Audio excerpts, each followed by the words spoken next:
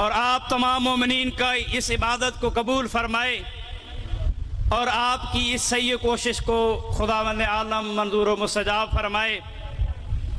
मेरे मोहतरम सामीन, दुनिया में इस वक्त कोई ऐसा कोना नहीं है जहाँ पर इमाम आली मकाम का तज़किरा ना हो रहा हो।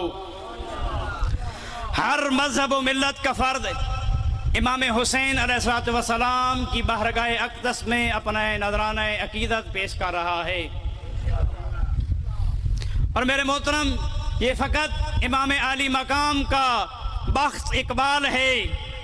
आपने कहीं भी नहीं सुना कि कहीं पर मजलिस अज़ा मुनक़िद हो रही हो, मजलिस अज़ा बराए हज़रत आदम अलैहिस्सलाम, ज़िक्र बराए हज़रत इब्राहीम अलैहिस्सलाम, ज़िक्र जनाब मूसा व हज़रत ईसा, ज़िक्र जनाब हज़रत नूह। ये इमाम मज़लूम करबला का बख्त इकबाल है कि जहाँ पर भी हो रही होती है वो होती है मजलिस अज़ा सैयद शुहदा मज़लूम करबला हज़रत इमाम हुसैन अलैहिस्सलातु वस्सलाम। और जहाँ पर हम जिक्र करते हैं इमाम आली मकाम का, तो वहाँ पर हम उन जिक्र के साथ साथ अंबिया का जिक्र भी करते हैं। वहाँ पर हम हज़रत आदम का जिक्र भी करते हैं। वहाँ पर हम हज़रत इब्राहीम खलीलुल्लाह का जिक्र भी करते हैं। वहाँ पर हम हज़रत मूसा और हज़रत ईसा का जिक्र भी करते हैं। जब जिक्र छिड़ता है इमाम आली मकाम का, तो उस वक्त साथ साथ 1,24,000 अंबिया का जिक्र भी होता है, औलिया का जिक्र भी होता है और साहबे कराम का जिक्र भी होता है। और जब कोई मजलिस पढ़ने वाला मजलिस शुरू करता है तो सबसे पहले खुतबा पढ़ता है। खुतबे में सबसे पहले खुदावंद आलम की हम्द व सलाह करता है। उसके बाद मोहम्मद व आल मोहम्मद रसूल खुदा पर दुरूद व सलाम पेश करता है। उसके बाद जिक्र करता है इमाम आली मकाम अलैहिस्सलातु वस्सलाम का। तो गोया मालूम हुआ कि ज़िक्र खुदा, ज़िक्र अंबिया, ज़िक्र रसूल खुदा, ज़िक्र इमाम हुसैन अलैहिस्सलातु वस्सलाम की तमहीद बनकर आते हैं।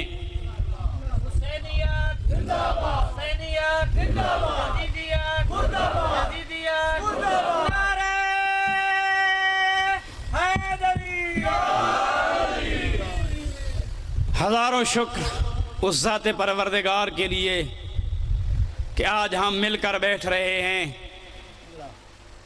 कि उसने हमें दीन इस्लाम अता किया।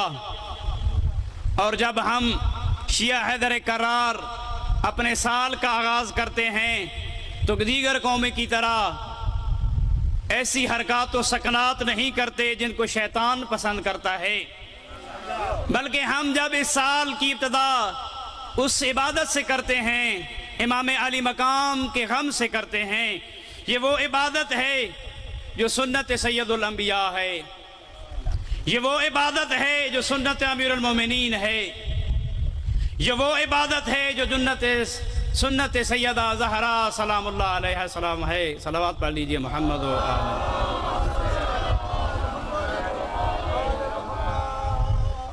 खुदावंद आलम इरशाद फरमा रहा है कि लतुबलवुन्ना फ़ी अमवालिकुम व अनफुसिकुम, कि मैं हर हाल में तुम्हारा इम्तिहान लूँगा, अमवाल के ज़रिए और जानों के ज़रिए। ये खुदावंद आलम की हिकमत का तकाज़ा है कि वो अपने बंदों से इम्तिहान लेता है ताकि उसका ज़ाहिर, उसका बातिन जो है वो ज़ाहिर हो जाए। और मेरे मोहतरम सामीन, इम्तिहान जो खुदावंद आलम की तरफ से होता है उसके चंद असबाब हैं। सबसे पहला सबब जिसके ज़रिए अल्लाह ताला अपने बंदों से इम्तिहान लेता है वो है इबादत खुदा, ख़ास तौर पर माली इबादत। जब खुदावंद आलम किसी को माल देता है तो वो माली हकूक़ अदा करना भूल जाता है। जब उसके पास माल होता है तो वो यही कहता रहता है, ए परवरदिगार, अगर तू मुझे माल अता करेगा तो मैं इस माल से गरीबों यतीमों की मदद करूँगा। लेकिन जैसे ही उसके पास माल आता है तो वो सारी बातें भूल जाता है। खुदा कह रहा है कि इन्नल इंसान लयतग़ा अन राअहु इस्तग़ना, कि इंसान जब अपने आप को मालदार देखता है तो फिर वो सरकश हो जाता है। एक सहाबी है रसूल खुदा का, सालबा अंसारी नाम है उसका, बड़ा मुत्तकी और परहेजगार शख्स था। एक दफा आता है रसूल खुदा की खिदमत में और आकर कहता है, या रसूल अल्लाह, मैं फकीर हो गया हूं, तंगदस्त हो गया हूं, तो मेरे लिए बरगाह खुदावंद आलम में दुआ फरमाइए कि अल्लाह ताला मुझे माला माल कर दे। रसूल खुदा इरशाद फरमाते हैं, ऐ सालबा अंसारी, क्या हो गया है तुझे? तेरे पास जो कुछ है उसी पर कनाअत कर। लेकिन बार बार आता है रसूल खुदा की खिदमत में और आकर कहता है, या रसूल अल्लाह, मेरे लिए आप अपनी रिसालत का वास्ता देकर कहता है कि आपको अपनी रिसालत का वास्ता देता हूं कि खुदावंद आलम की बारगाह में मेरे लिए दुआ कीजिए कि खुदा मुझे माला माल कर दे। मैं वादा करता हूं कि जब अल्लाह ताला मुझे माल अता करेगा तो मैं इस माल से गरीबों यतीमों का ख्याल रखूंगा और माली हकूक अदा करने की कोशिश करूंगा। अब वादा करता है रसूल खुदा से, तो रसूल खुदा ने अपने हाथों को बुलंद किया बरगाह खुदावंद आलम में और दुआ की, ऐ परवरदिगार, सालबा जो कुछ चाहता है उसे अता कर दे। तो सालबा अंसारी के पास फकत एक भेड़ थी। अल्लाह ताला ने उसके माल में इतना इजाफा किया कि बहुत ज्यादा माल उसके पास, माल मवेशी जमा हो गया। अब वो मदीने में नहीं रह सकता था, वो मजबूर होकर मदीने से बाहर चला गया क्योंकि उसके पास माल बहुत ज्यादा हो गया था और मदीने में रहने के लिए जगह बनी रही थी। अब जब उसके पास माल आया तो पहले तो आकर रसूल खुदा के पीछे 5 वक्त की नमाजें अदा करता था। अब जब माल आया तो जमात के साथ नमाज पढ़ना छोड़ दी। अब फकत एक हफ्ते के बाद जुम्मा के दिन नमाज जुम्मा अदा करने के लिए आता था। फिर कुछ अरसा गुजरा तो नमाज जुम्मा भी उसने छोड़ दी। कुछ अरसे के बाद आयत नाजिल हुई ज़कात के बारे में, तो रसूल खुदा ने एक सहाबी को भेजा सालबा अंसारी के पास कि जाकर सालबा अंसारी से कहे कि तुम्हारे ऊपर ज़कात वाजिब हो चुकी है, लिहाजा अपने माल में ज़कात अदा कर।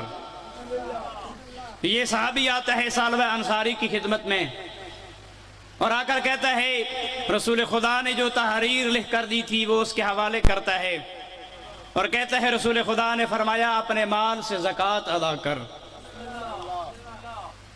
तो ये कहता है कि ये मेरा अपना माल है, मैं इसमें ज़कात अदा नहीं कर सकता।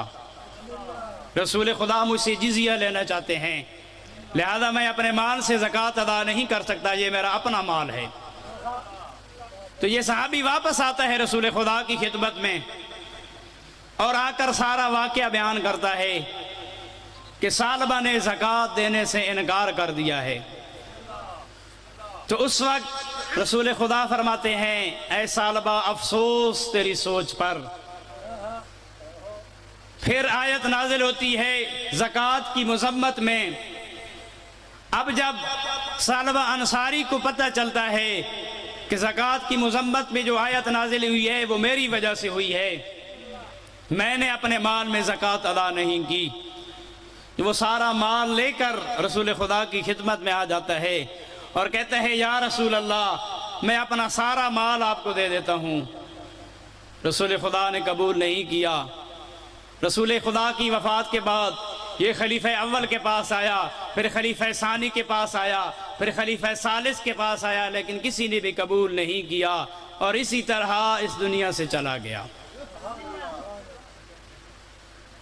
तो इंसान को सरकश बना देती है ये मालो दौलत। इंसान का पहला ये मकाम था जहाँ से अल्लाह ताला जो है अपने बंदों से इम्तिहान लेता है। दूसरा मकाम जहाँ पर अल्लाह ताला अपने बंदों से इम्तिहान लेता है वो गुनाह का मकाम है। इंसान बड़ी फजीलत का मालिक है जो खलवत में भी गुनाह नहीं करता। बाज़ लोग होते हैं कि वो जलवत में तो गुनाह नहीं करते, लेकिन जब खलवत में जाते हैं तो गुनाह कर लेते हैं। बड़ी अजमत का मालिक है वो इंसान जो न जलवत में गुनाह करता है न खलवत में गुनाह करता है। एक सलावत पढ़ लीजिए मोहम्मद व आल मोहम्मद की।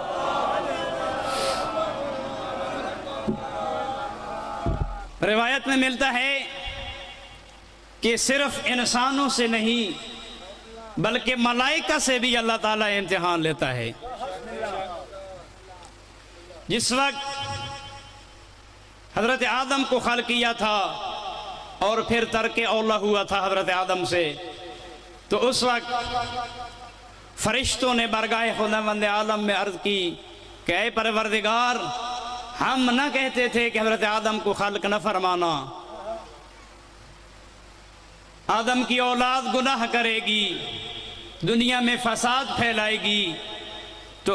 तो आवाज़ परवरदिगार आई, ऐ फरिश्तों खामोश हो जाओ, क्योंकि मैंने इंसान के अंदर कुव्वत और शहवत अता कर दी है, उनमें कर दी है, इसलिए उनसे गुनाह सरजद हो जाता है। अगर तुम फरिश्तों के दरमियान में भी शहवत रख दूं तो तुम भी गुनाह करने लग जाओगे। तो उस वक्त फरिश्तों ने अर्ज की, ऐ परवरदिगार, हम गुनाह नहीं करेंगे। तो आवाज़ परवरदिगार आई, ऐ फरिश्तों, अपने में से कोई अफजल फरिश्तों का इंतखाब कर लो।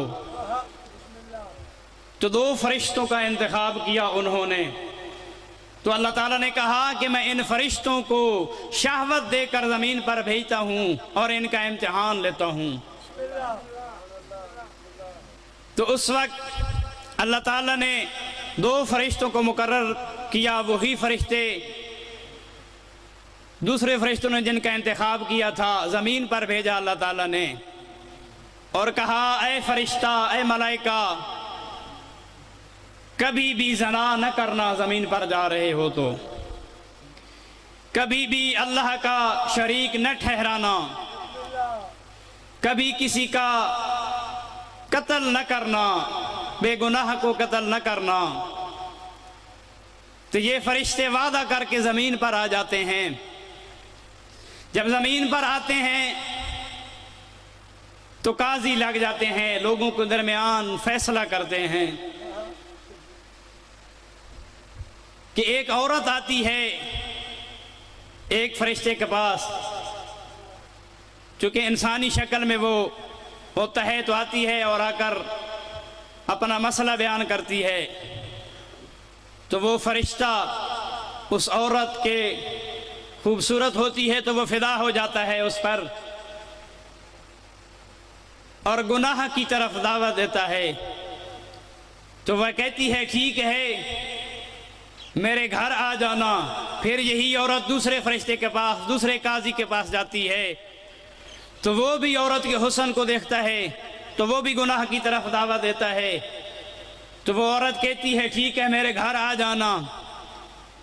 अगले रोज जब ये दोनों उसके घर पहुंचते हैं तो एक दूसरे को देखते हैं और एक दूसरे से शर्मिंदा होते हैं और फिर कहते हैं, कोई बात नहीं, हम एक ही काम के लिए आए हैं। तो उस औरत से कहते हैं कि जो वादा तूने फरमाया था वो वादा पूरा करो। तो वो औरत कहती है कि इन बुतों के सामने पूजा करो, क्योंकि मैं तो इन बुतों की परस्तिश करती हूँ। तो वो कहते हैं, ये कैसे हो सकता है कि हम तो वादहू ला शरीक की परस्तिश करते हैं, लेकिन चूंकि शहावत गालिब आ जाती है लिहाजा वो बुतों को परस्तिश और बुतों को सजदा कर लेते हैं। फिर औरत कहती है, दूसरी शर्त मेरी ये है कि तुम शराब पियो, चूंकि शहावत गालिब होती है इसलिए वो शराब भी पी लेते हैं। इसी असना में दरवाजे पर आकर एक फ़कीर सदा देता है और उन 2 काजियों को, जो होते फरिश्ते हैं इंसानों की शक्ल में, उनको उस औरत के घर में देख लेता है वो फ़कीर। जब उन्हें पता चलता है तो वो परेशान हो जाते हैं। तो औरत उनसे कहती है, अब तुम इस फ़कीर को कत्ल कर दो और ज़मीन में दफना दो। अब वो उस फ़कीर को कत्ल कर देते हैं और ज़मीन में दफना देते हैं उसके बाद देखते हैं कि औरत गैब हो चुकी होती है। उस वक्त वो बारगाह खुदावंद आलम में अर्ज करते हैं, रोते हैं और अपने गुनाहों की बख्शी तलब करते हैं कि ऐ खुदावंद आलम, वाक़ियन तूने इंसान के अंदर चूँकि शहवत रख दी है, इसलिए उनसे गुनाह सरज़द हो जाता है। एक सलवात पढ़ लीजिए मोहम्मद व आल मोहम्मद।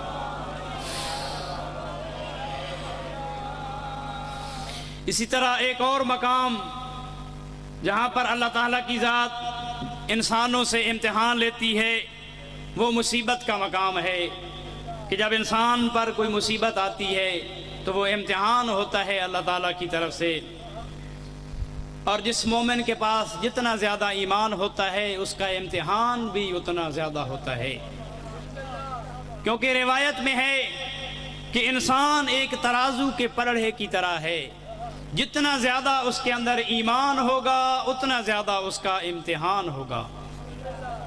और मेरे मोहतरम सामीन कद्र, फ़कत यही कुछ नहीं कि गैर मासूम से इम्तिहान लिया गया, अल्लाह ताला ने अंबिया से भी इम्तिहान लिया है।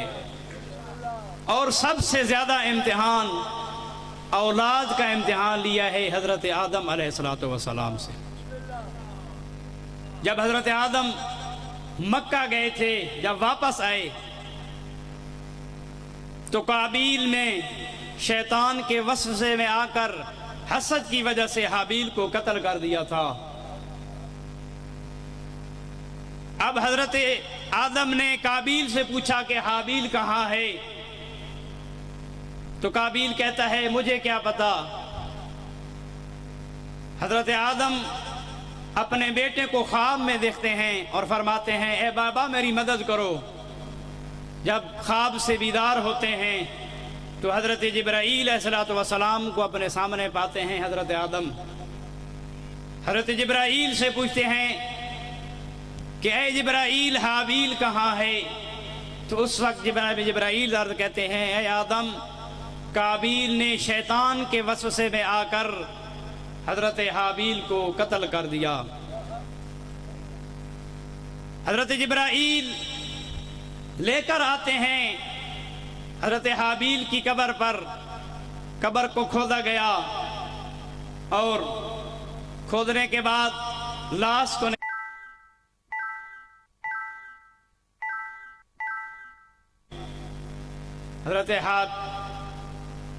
हज़रत हाबील के सर से खून बह रहा था, तो हज़रत आदम और हज़रत हव्वा ने चीख मारी और चीख मार कर बेहोश हो गए। क्यों न होते बेहोश? क्योंकि अपने जवान बेटे का लाशा था। जब इमाम अली मकाम आते हैं जनाब अली अकबर की लाश पर, आकर देखते हैं कि हज़रत अली अकबर की लाश टुकड़े टुकड़े हो चुकी है,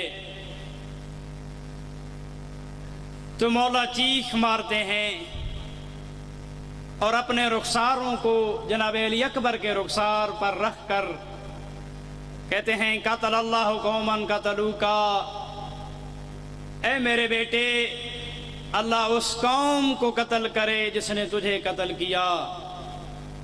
अली अकबर, अद्दुनिया बादुकल वफ़ा, ए मेरे बेटे, तेरे बाद दुनिया के सर पर खाक। अला लानतुल्लाहि अलल कौमिज़ ज़ालिमीन वसयअलमुल्लज़ीना ज़लमू अय्युमुन्क़लबि यन्क़लिबून। सलवात बर मोहम्मद व आल मोहम्मद।